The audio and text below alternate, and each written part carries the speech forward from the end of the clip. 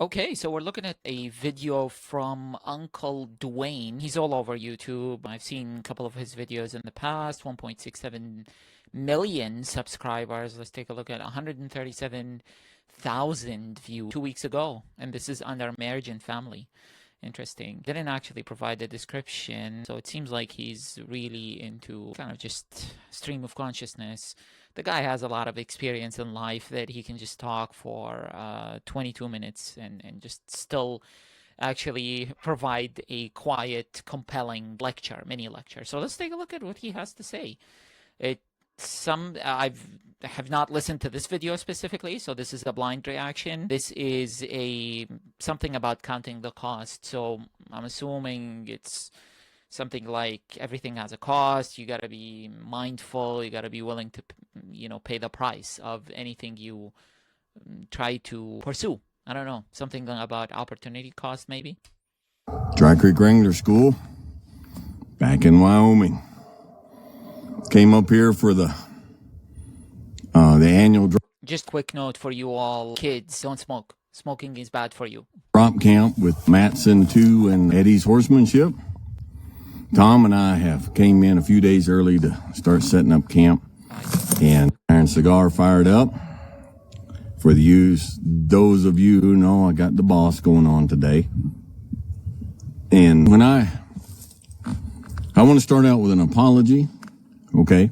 Apology accepted. So a lot of you didn't get a response back. And I mean, that's the reality of the world. If you have 1.67 million subscribers, you're probably not going to have enough time to respond to everyone, right? I apologize for that. We filled the spots. For this, I answered them back and talked, and some of you I didn't. I should have, okay? I should have at least. No, you should not have. It's okay. Be authentic. You cannot reply to... Actually, maybe the guy actually applies to every possible comment, but, 500 comments, give or take, per video. I don't think he's going to apply to 500 comments anyways. Said technical, rougher riding, steeper riding, and very, very, very few people that I've come across living this life who are also living this life that were born to it. There are some out there that were born to it. Their families were in it. Perspective. Within reason, about anything you want, any life that you want to live, usually you can live it. Now there are exceptions. Yeah, for sure. Like if I want to be a billionaire by the age of, I don't know, 22, after having arrived in the US at the age of like 20, speaking a foreign language, yeah, clearly that's not going to happen. So, if I want to be, I don't know, to retire with at least $1 million, that's pretty, I mean, it's not easy, but it's doable, right? Because I have decades and decades in terms of time and in terms of multiple attempts at trying to make that amount of money over. I will save and invest. There's also compounding happening. So time, at least in this case, is on my side. So, I mean, yeah, there is a certain level of, if your goal is reasonable enough, there's a good opportunity to actually make it.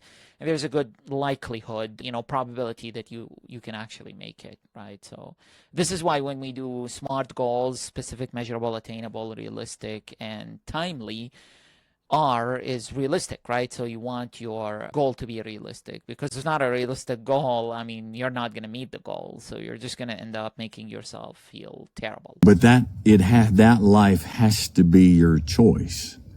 You can't live this life and be stuck in this life and be afraid to let go of this life and keep binding yourself with financial and physical chains to this life and say, I wish I could just jump. Yeah, so you can't really, I think it's a British proverb, you can't have the cake and eat it too. So in many cases, so like one simple example is, if you are looking for work-life balance, you want to enjoy, I don't know, nature, and you want to enjoy a slow lifestyle, you want to you want to minimize the pressure on your health over decades of life, you cannot really also hustle and sleep like 5 hours a day and work a very demanding job. Now, if you want the money and you want to work that really demanding lifestyle, expect to pay something in return. From this life to that life. It doesn't work that way. And by the way, this is called optionality. So optionality is really important. So that's kind of like when you already, you have a really nice job, you like the job, but you can walk away at any point in time. So that actually might make you enjoy that job even more than usual because you're not stuck in it. So that's the optionality. Now, there's this foolish sentiment out there. People tell children, and you shouldn't tell children this. People tell children you can be anything you want in life. No, you can't. No, you can't. You can't. You're not Elon Musk. You're not Mark Zuckerberg. Your parents are not Elon Musk's parents, and your parents are not, your parent is not Jeff Bezos. You did not get the education he got. You did not get the opportunities that he got. You are not going to be like Elon Musk. So it's not really just a function of how hard you work.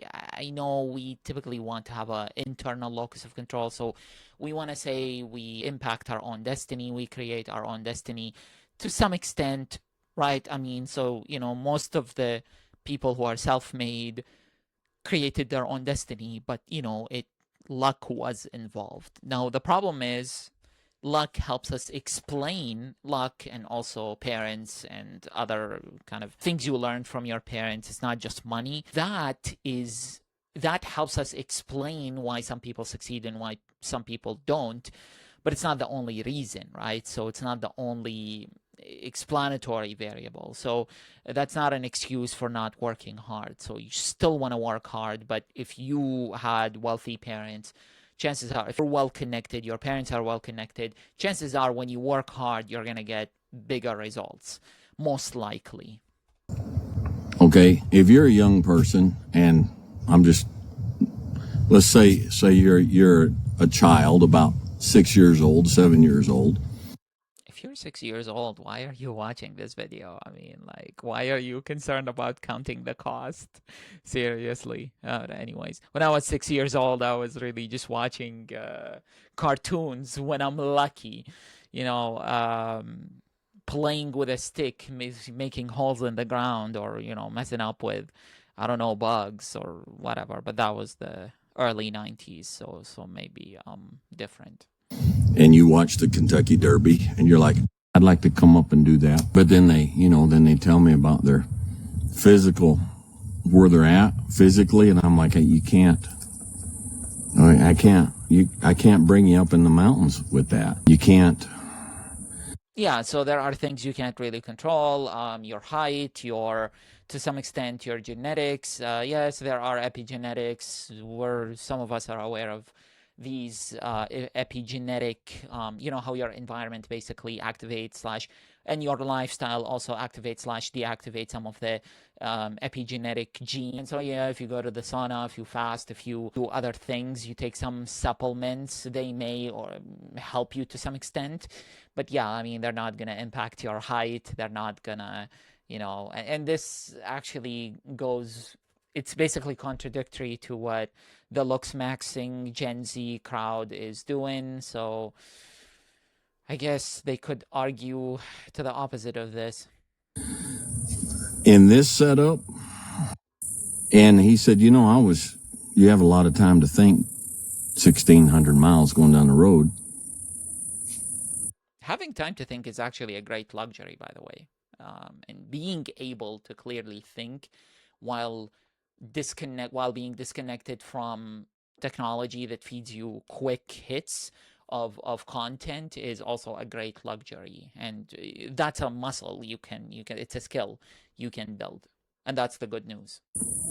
Or any of that stuff. Had no interest in it, didn't want my kids in it.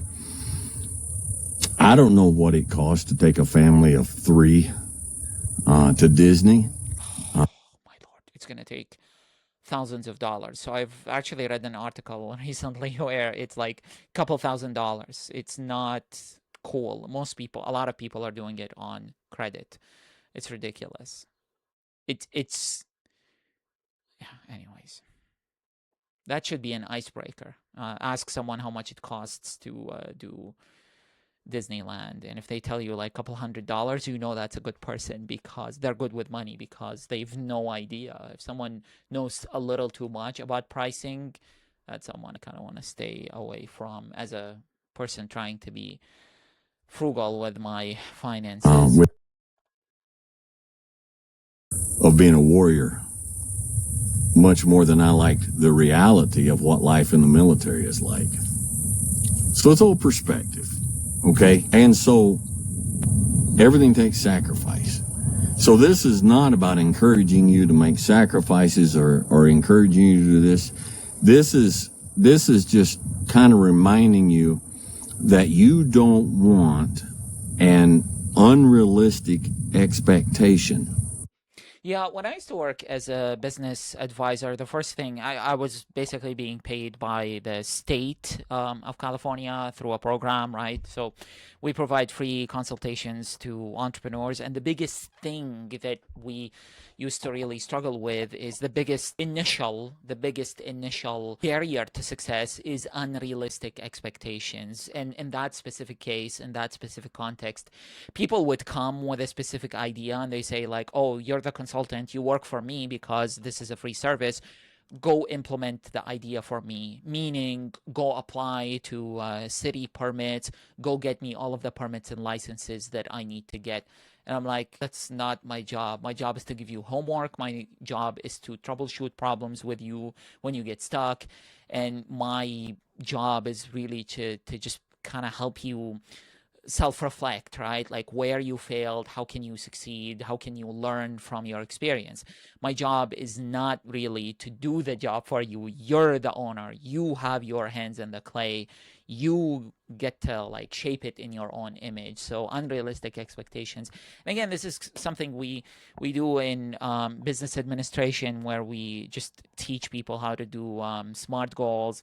There's a book here called Smart Goals. It's nowadays part of any curriculum, not any. It's part of many curricula for many courses where for introductory business courses where they teach you about goal setting. So this person I would assume he doesn't have like a business degree. He doesn't have like a master's or a PhD in business, and he probably hasn't worked as a consultant, but he's talking, from real life, from raw experience that he kind of thought about and organized it and kind of like, did some introspection with, and he somehow developed a way to understand the world and made it into kind of like actionable advice for people. So he's able to build such a massive business, like a 1.6 million YouTube channel. So that's really interesting. I mean, this guy is really, really smart. He's, I guess, street smart or life smart. So that's really, really cool. So let's take a look at some of the other comments. I think we got the gist of this video. Yeah, cool stuff. I like his stream of consciousness videos. Wayne started uploading more often, could not be more grateful. Don't really want things. I want peace and freedom. So I don't want tangible things. I want peace and freedom. Yeah, of course. You want to be independent of this system. Oh, and look at him. This is him without the beard. Really interesting. I've been a fool most of my life. A happy fool. Blah, blah, blah. Okay. That's a really interesting one. I wonder how this person defines a happy fool. That is like a naive person, right? Who believes too much in the goodness of the people in the world and systems around them. I don't know. Okay, thank you for posting this. Needed to hear this. So thank you for telling me something I wanted to hear. Legendary man. Okay, legendary, huh? Great. Really nice. Sitting on my patio and listening to this. So people are kind of mirroring his kind of setting, which is really interesting. I mean, it's fresh air compared to kind of indoor, heavily edited YouTube videos. So that's really important. I think really nice video. I'll keep reacting to some of his videos, trying to blend in a little bit of concepts to explain and give context to his kind of raw experience in n=1 experience. So very interesting, very smart. I'm glad he has 1.6 million subscribers. He really deserves it. I'll see you on the next one.